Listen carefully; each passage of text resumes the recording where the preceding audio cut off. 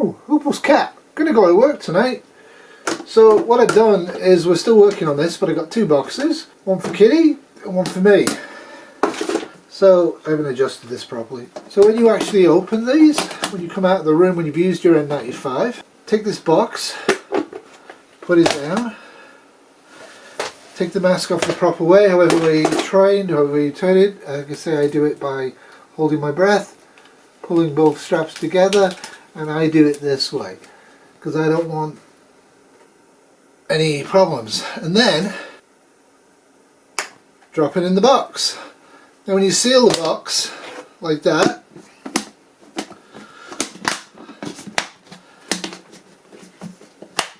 you can then put this inside a plastic bag and you can keep reusing this. The masks do flatten. This then stays as it is until I've got full PPE on at home to open this up outside, to individually put these into Ziploc sealed bags using gloves, and then hang it in the sunlight for a few days. Now, my hospital decided yesterday that all of us clinical staff can have 2 surgical masks, they're the ones with the ear loops, every 12 hours, and they're encouraging us to reuse them for the whole 12 hours. Non-clinical staff like payroll and I guess coffee workers are going to get 1 mask. And this sounds good until you realise that the whole point of the N95 is to stop the person wearing it catching it. It's also a really good idea to put N95 on if you've got COVID-19, because it's going to be really hard for you to breathe out and infect other people around you. A surgical mask is better than nothing, but it doesn't really protect the wearer from getting infected. So I guess what the hospital's decided to do is to accept the fact that we're all going to get sick, because that's what's been happening all across Europe and America in high outbreak areas, and try and prevent us getting too many of our own workers sick. So they're not protecting us, they're trying to isolate us from being a source of infection to others around us, and that's not good. Now, there's been a lot of nonsense about masks. Any mask is better than no mask. Mishandling a mask is like the worst thing to do, because what masks do, whether they're surgical or N95, so I put it on, people do this differently, do whichever way works. The important thing is to have a sealed fit. These don't quite fit exactly for me anymore because I guess I've lost a bit of weight, but if I'm not overworking, this is fine for me as an N95. Now, Kitty asked me if I had any surgical masks. We don't. Go figure, right? I've never seen a point to them. I'd rather work this, but whether it's a surgical mask or a scarf or a bandana or a homemade knitted or sewed mask or a commercial ski mask or anything, basically, all of this is going to be covered with viruses if you're breathing in and out, okay? So this is what you do not want to touch under any circumstances. When you put the mask on, leave it on until you can take it off safely and place it in a container for reuse or for disposal, because it's supposed to be disposed. My argument being, I have no confidence, nor does the hospital, in being able to supply us with sufficient N95s for all use in a sudden swarm outbreak. So I'm going to start hoarding them after use, after normal use. Instead of the garbage, we're taking them home. I'm accepting the risk, and I'm going to try and clean them, because I would rather have a partially faulty mask than have a mask that isn't there. And I certainly don't want a surgical mask when I need an N95. So when I take it off, get the box ready.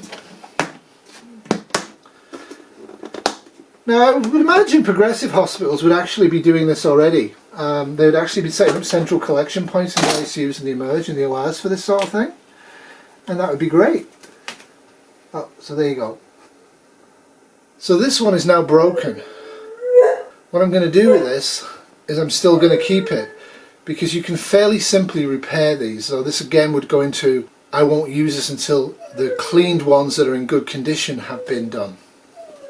And now I have to deal with Becky, who has taken strong aversion to being on her own for any length of time at all. So these N95s have taken a bit of abuse because I'm obviously using the same ones over and over for purposes of demonstration. But all you need to do is get a fresh elastic band if it's broken, or if it's broken and the elastic's fine, and then get a stapler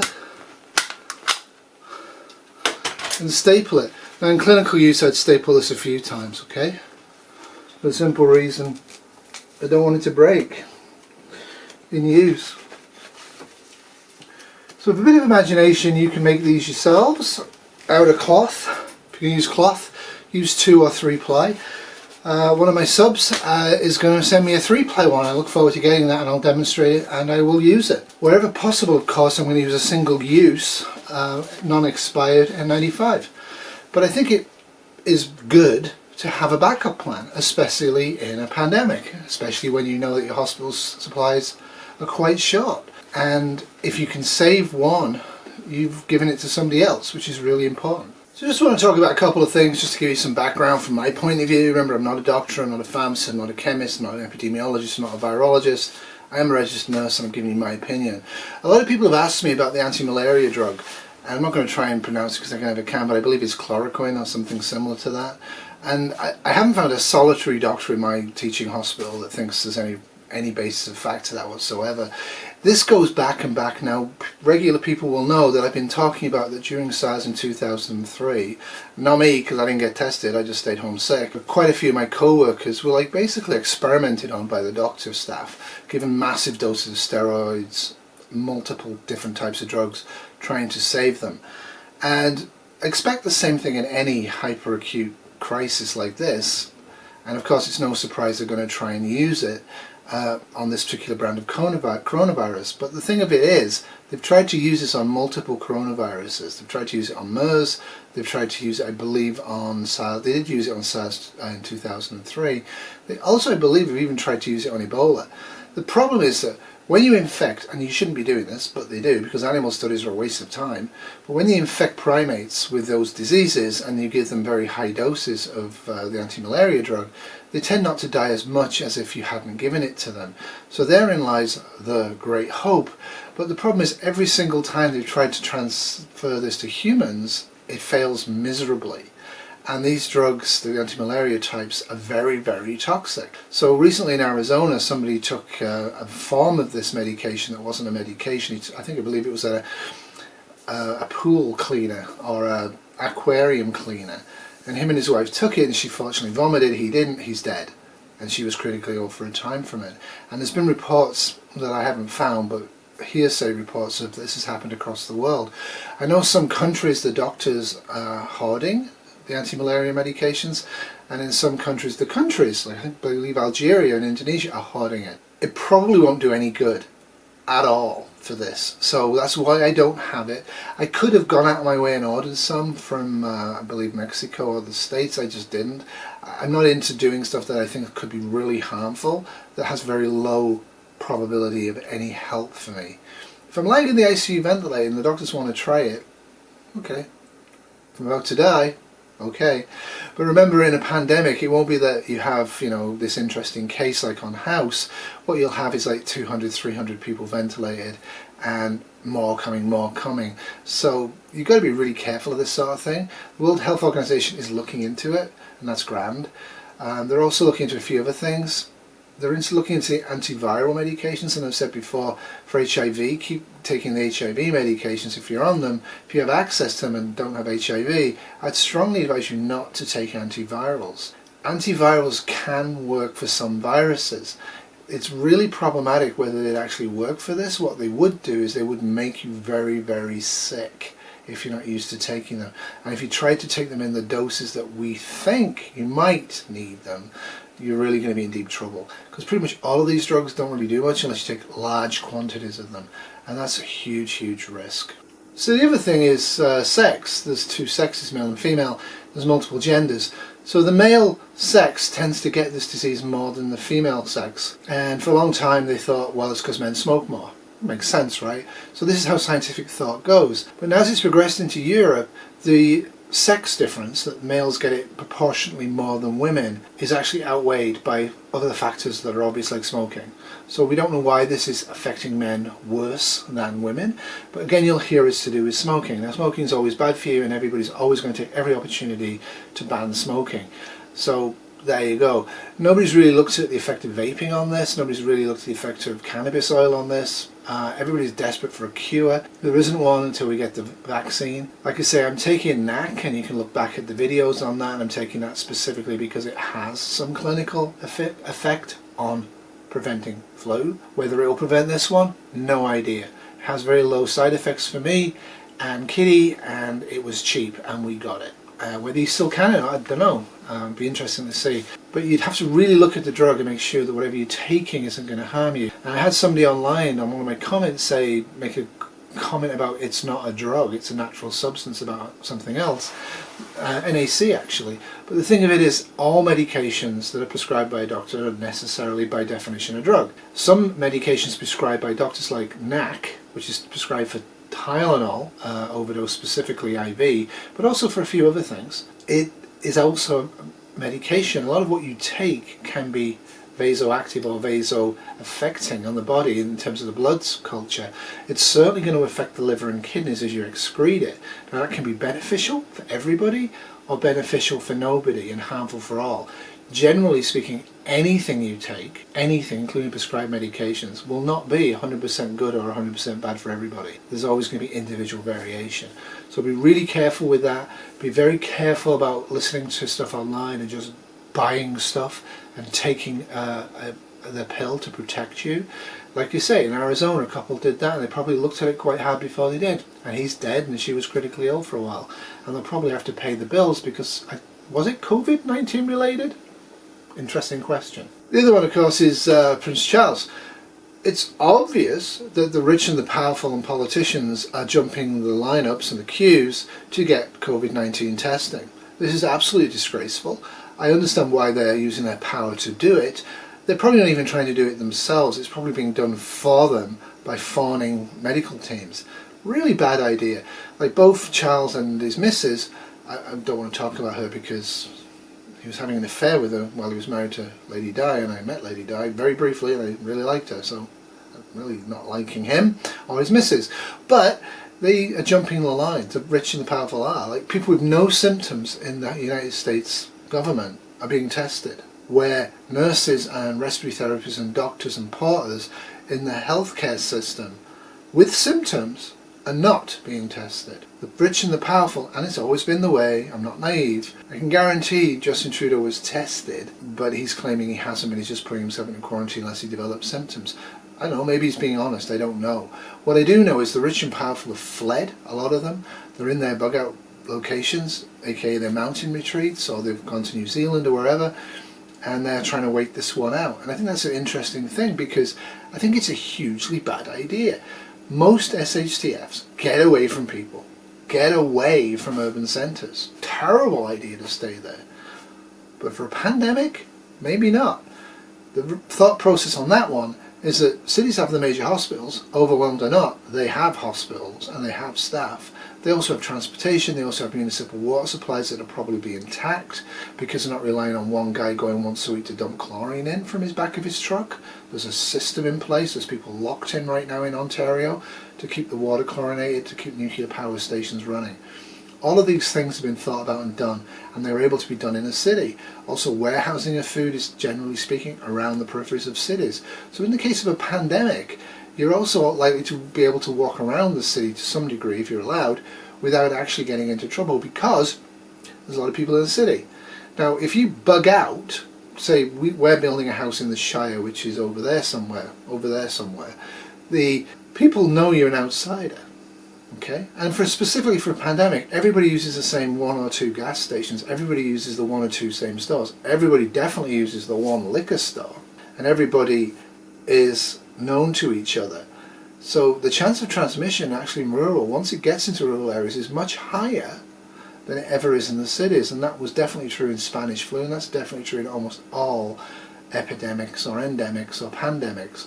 So that's something you should bear in mind.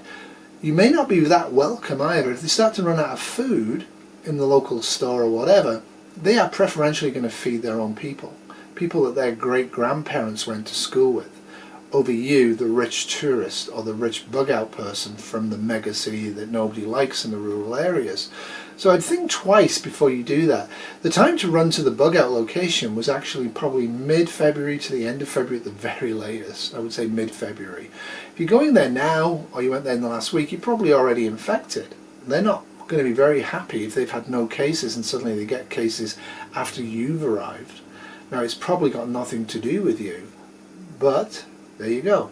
So the small town where the Shire is, I believe it has 3 cases now. Small towns are not going to be removed from a pandemic effect at all. My hospital has, of yesterday, I'll get the updated figures tonight, 34 persons under investigation or COVID positive.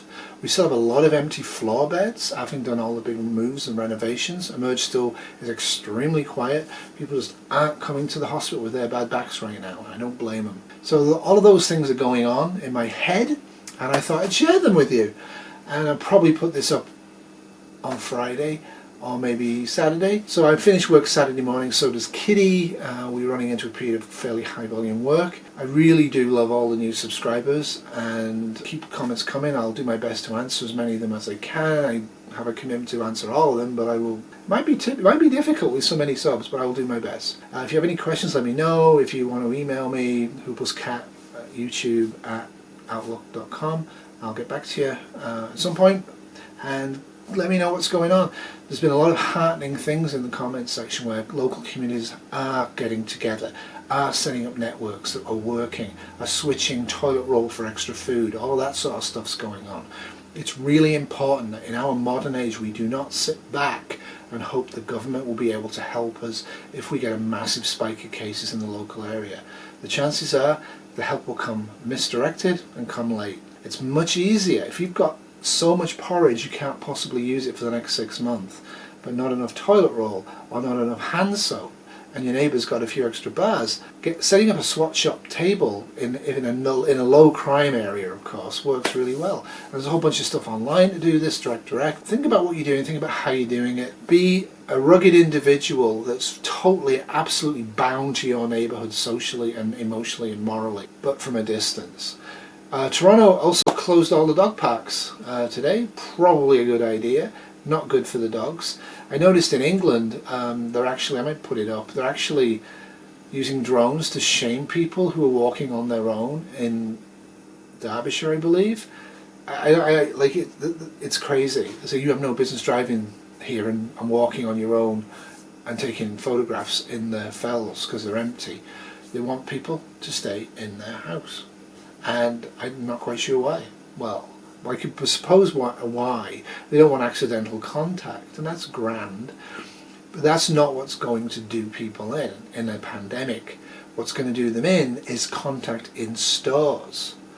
You know, at this point, all of the grocery stores should have plexiglass to protect the public and the storekeepers who are helping you. They should also not be taking money at this point. I know, but they shouldn't in a pandemic, and they should be limiting the people that go in the store, and there should be very strict enforcement. The people in stores are way too close to each other, and touching stuff is really bad. What one of our stores has done, and Kitty's really happy about this, is that the high-end organic food store that's like makes Whole Foods look rubbish, they're actually doing an online ordering, and then you pick which of the 3 stores, and you've got a certain time and pre-arranged, and you pick it up from the curbside. So she's really happy. Her mom was really happy because her mom wants this tea tree shampoo she bought from there. Anyway, so life's continuing, and we're all finding different ways of dealing with it and dealing with different things. And the United States Army reckons this is over in 89 days in the United States. Nobody knows, okay? What I can tell you is that if this is over by Easter, like President Trump hopes it will be, do not rush to the churches or the malls or the cruise lines to grab bargains and to re-socialise. I don't want to go into the second wave stuff. We don't know whether we're going to have one. We don't know whether it will be worse, the same, or better than the one we're just experiencing. But there is a definitive issue. Once all of this is finished, do not resume normal life. Keep social integrity and keep your jobs, but keep really careful on physical distancing. Everybody out there is going to be like, yay, let's party like it's 1999 as soon as this is officially over, right? There's a few cases here, a few cases there, contract tracing's being done again, it's not a pandemic in the community, let's party on, right? They did that in Spanish flu. Spanish flu had 3 waves. The first wave was devastating, absolutely devastating. Changed everything, really. Killed lots and lots of people. The second wave killed about twice as many. Okay? When they had the third wave, it killed as many as the first wave, but by then people were like, meh, about the whole thing. People can adapt, and I think that's the interesting thing. So keep the faith, keep happy. If you are a first responder, or you are in the hospital setting, or a dental clinic, or a veterinary clinic that's functional, if you are having cause to go into hospitals on a regular basis, do try to consider if you need to start to recycle N95s. I think it's really important, as I keep lecturing Kitty and she's getting mad at me, just to keep business normal and throwing this stuff out into the garbage, knowing that we have a very limited supply and a very unprecedented demand is sheer craziness. Sometimes you have to cut corners, sometimes you have to take risks. This is something that you need to have all the way through the pandemic, not just in the first few days. So remember, in SHTF, tomorrow will always be worse than today, unless you prep. And in a pandemic, tomorrow will always be worse than today, even if you prep, but not quite as bad for you until we reach the peak. We haven't reached the peak. So good luck. Make your community happy. Get some chalk if you've got it, and get your kids or yourself to write happy messages on the sidewalks.